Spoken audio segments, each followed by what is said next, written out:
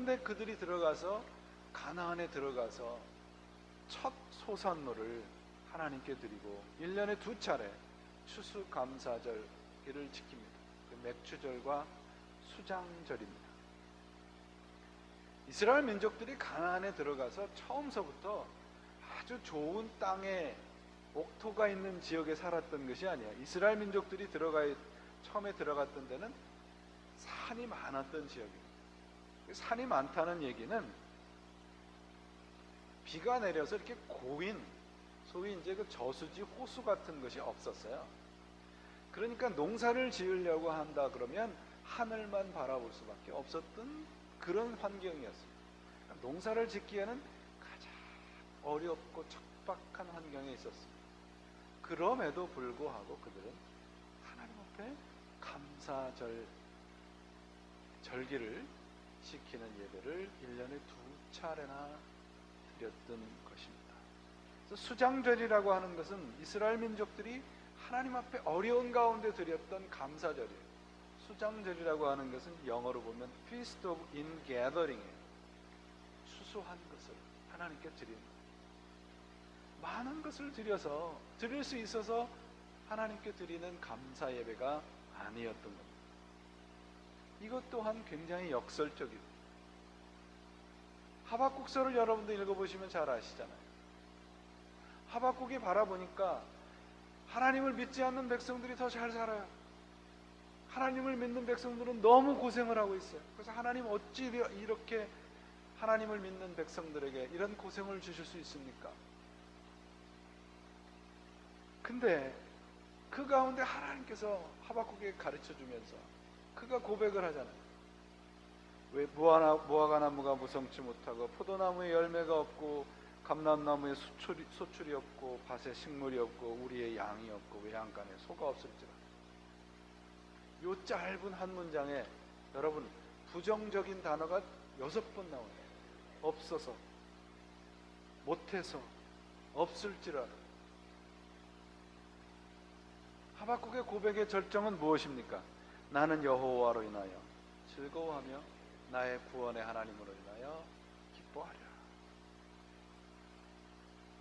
우리 감사가 세상의 모든 일이 잘 돼서 하나님께 드리는 당연한 결과가 아니라는 것을 우리 알 수 있잖아요.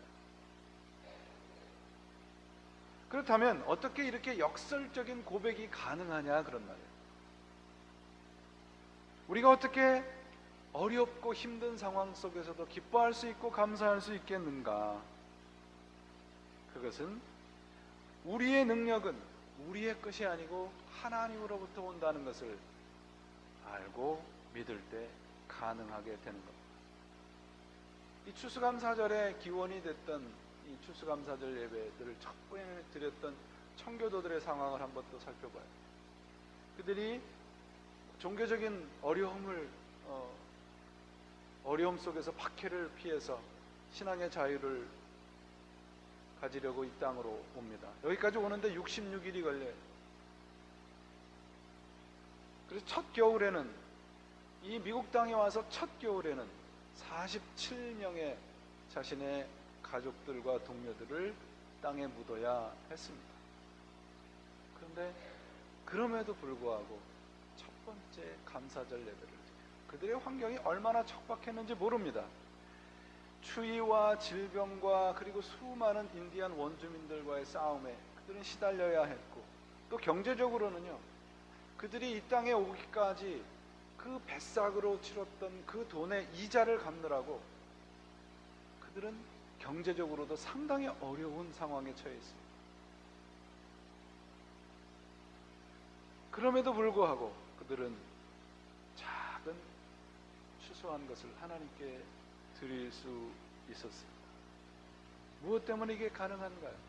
하나님 때문에 가능하다는 말이에요.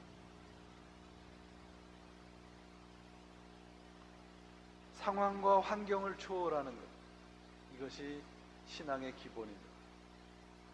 우리 잘 아는 부흥사였던 D.L. 무디가 그 신학생들을 가르치면서 신학생들에게 그 컨테스트를 했습니다. 너희가 지금 너에게 하나의 프로젝트를 주는데 그 격언, 명언을 하나씩 만들어 와라. 그래서 거기에 1등이 당첨이 되면 내가 너희들에게 500불씩 주겠다. 그 옛날에 500불이면 컸잖아요. 근데 그 신학생들이 만들어 온 격언 가운데 1등을 한 격언이 무엇인가 하면 이런 말이에요. 우리는 하나님께 장미를 가시에 넣었다고 불평하지 말고 가시에 장미를 넣었다고 감사해야 합니다. 우리의 그 생각을 바꾸는, 여러분도 제가 여러분들에게 몇 번 말씀드렸잖아요. 교회가 먼 게 아니고요. 어디가 멀어요? 집이 먼 거예요. 생각이 바뀌어지는 게, 가치의 전환이 일어나는 거예요. 그게 신앙입니다, 여러분.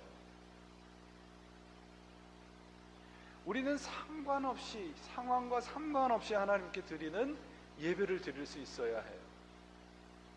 한 가지 얘기를 더 해드릴게요. 러시아의 그 농촌 지역에서 내려오던, 아주 오랫동안 구전되어 내려오던 이야기가 있었습니다. 그건 뭐냐 하면, 아주 가난한 농부가 있었는데 이 사람은 새벽부터 정말 밤늦게까지 밭에 나가서 열심히 일을 했어요. 그리고 열심히 하루 종일 일하고 들어오면 집에 그 아주 자그마한 빵 조각 하나를 먹는 것이 그의 하루에 먹는 것의 전부였습니다. 근데 어느 날 하루 종일 일하고 피곤한 몸을 이끌고 집에 들어와서 빵을 먹으려고 하는데 빵이 깜짝같이 사라졌어요. 근데 이 사람이 누가 훔쳐갔는가 보다 하고 할 수 없이 찬물로 배를 채우면서 나보다 더 못한 사람이 있으니까 가져갔겠지. 근데 그 빵을 훔친 것이 누군가 그랬다면 사탄이에요. 악마가 그걸 훔쳐갔습니다. 악마는 배가 고프고 가난하면 그 성실한 농부가 죄를 지을 것이다, 그렇게 생각을 하고 빵을 훔쳐갔습니다. 근데 이 악마가 대장 악마가 있었는데 이 사탄한테, 대장 사탄한테 가서 그 졸개가 내가 이런 일을 했습니다. 그래서 그 농부한테 가서 이 빵을 훔쳐왔으니까 조금 있으면 아마 그 농부가 죄에 빠질 겁니다. 그랬더니 갑자기 이 우두머리인 사탄이 이 쫄개한테 막 화를 내는 거죠. 도대체 너는 왜 그렇게 머리가 나쁘냐? 악마다운 지혜를 좀 가져라, 그렇게 얘기를 했습니다. 그러니까 이 쫄개가 생각을 하고선 다시 그 농부에게 가서 빵을 훔치는 것 대신에 농부에게 빵 한 조각을 더 주기로 작정을 합니다. 그래서 이 사탄이 그 가난한 농부의 머슴으로 들어가서 그 농부가, 다른 사람들은 가뭄이 들거나 홍수가 들으면 많은 이 농산물을 수확할 수 없는데, 이 사탄이 그 모든 사람들은 다 아무것도 얻을 수 없지만 그 농부에게는 풍성한 작물을 수확할 수 있게 해주는 겁니다. 그 가난한 농부의 창고에 곡식이 쌓여갑니다. 곡식이 남아도니까 이 사탄이 농부를 유혹을 합니다. 저기 창고에 쌀이 저렇게 많이 남아 돌아가니까 우리 저 쌀로 술을 만듭시다.